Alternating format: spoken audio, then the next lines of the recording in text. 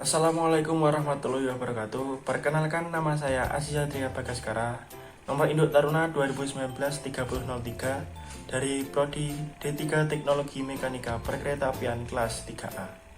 Di sini saya akan mereview tentang Peraturan Menteri Perhubungan nomor 121 tahun 2017 tentang lalu lintas kereta api. Yang pertama, prinsip lalu lintas kereta api. Kereta api untuk kepentingan perjalanan kereta api dibagi dalam beberapa petak blok.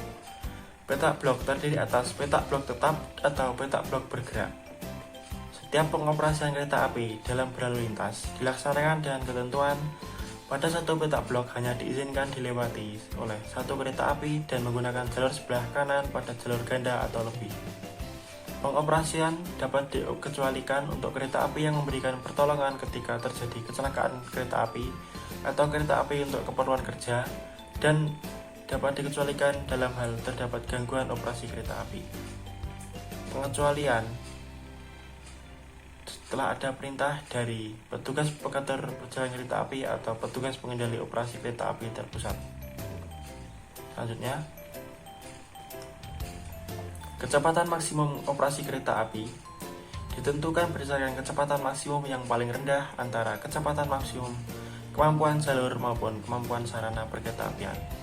Dalam hal pengoperasian kereta api, kecepatan operasi disesuaikan dengan kebutuhan. Kecepatan operasi kereta api tidak boleh melebihi kecepatan maksimum operasi kereta api. Pengoperasian kereta api tidak boleh melebihi kapasitas lintas dengan mempertimbangkan kecepatan operasi kereta api, jarak petak blok, fasilitas operasi, dan waktu perawatan prasarana. Selanjutnya adalah sistem pengoperasian kereta api. Yang pertama, pengaturan dan pengendalian perjalanan kereta api.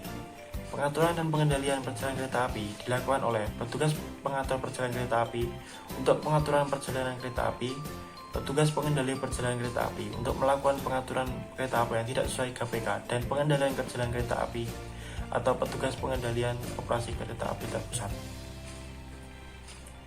Setiap pengaturan dan pengendalian wajib direkam sehingga dapat mengetahui setiap kegiatan operasional kereta api, dan hasil rekaman dapat digunakan sebagai bahan evaluasi pada saat terjadi kecelakaan.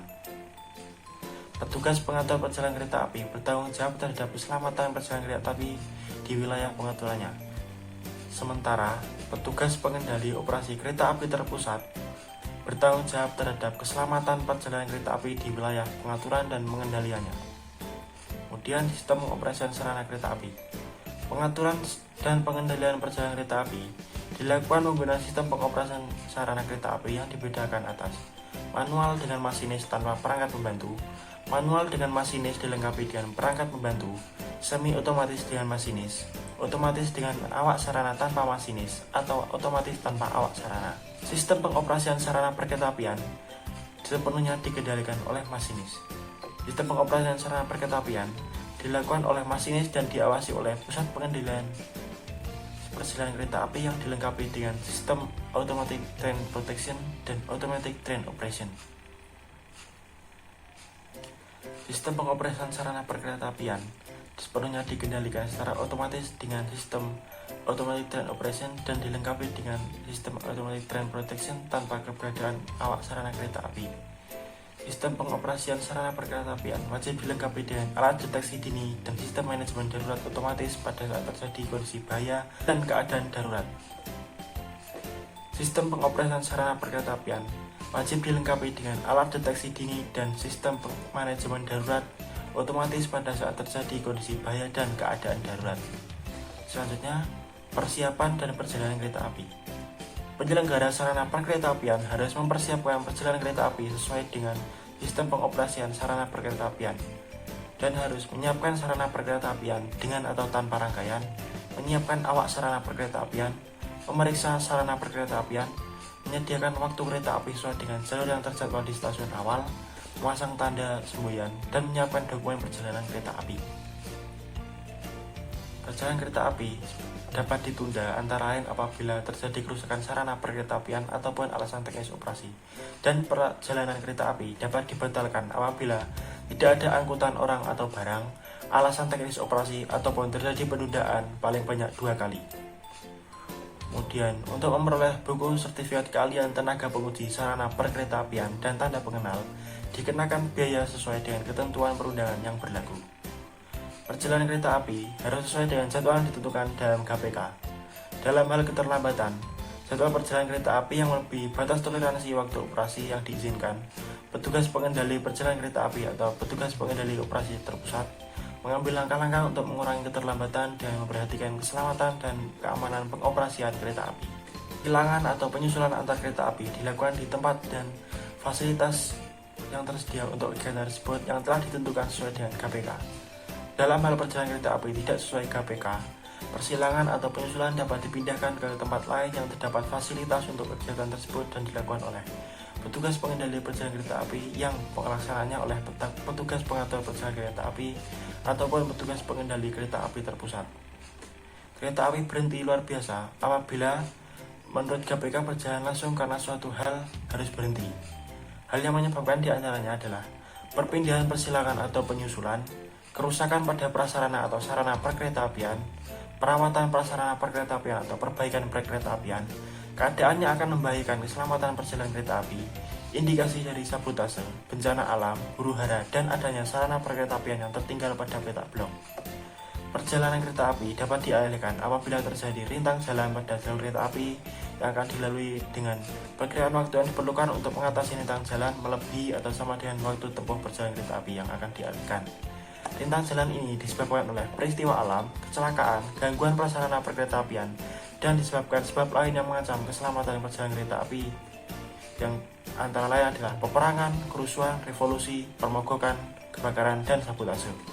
Dalam hal ini, penyelenggara sarana perkeretaapian harus mengumumkan kepada masyarakat dan pengguna jasa memindahkan penumpang, bagasi, dan barang hantaran kereta api lain atau moda angkutan lainnya sesuai dengan ketentuan agar perjalanan penumpang tetap lancar.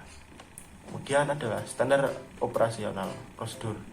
Penyelenggara prasarana perkeretaapian dan penyelenggara sarana perkeretaapian wajib membuat SOP mengenai pengoperasian kereta api sesuai kebutuhan dan bertanggung jawab atas keselamatan, keamanan, dan kelancaran pengoperasian kereta api.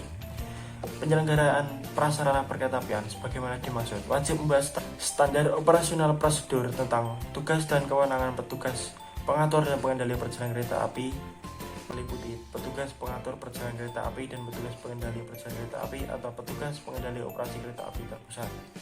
Standar operasional prosedur tentang penanganan kondisi darurat meliputi penundaan kereta api, pembatalan kereta api, keterlambatan kereta api dan cara mengatasinya, pengalihan perjalanan kereta api, penanganan kecelakaan kereta api, dan evakuasi penumpang perjalanan kereta api. Standar operasional tentang perjalanan kereta api meliputi pemberangkatan dan kedatangan kereta api dari depo maupun ke stasiun. Standar operasional prosedur dan lain-lain meliputi antara lain persilangan kereta api dan penyusulan antar kereta api. Penyelenggara sarana perkeretaapian wajib membahas standar mengenai pengoperasian kereta api yang terdiri atas penyiapan sarana dan atau tanpa rangkaian, penyiapan awak sarana perkeretaapian apabila ada, dan pemeriksaan sarana perkeretaapian.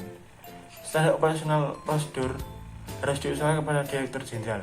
Permohonan persetujuan standar operasional prosedur disampaikan kepada Direktur Jenderal dengan melampirkan persyaratan surat permohonan dan konsep SOP. Direktur Jenderal harus melakukan evaluasi paling lama 60 hari kerja sejak diterima permohonan secara lengkap. Dari hasil evaluasi, Direktur Jenderal paling lama adalah 14 hari kerja memberikan persetujuan atau penolakan serta alasan terhadap permohonan persetujuan standar operasional prosedur. Sekian yang dapat saya sampaikan. Wassalamualaikum warahmatullahi wabarakatuh.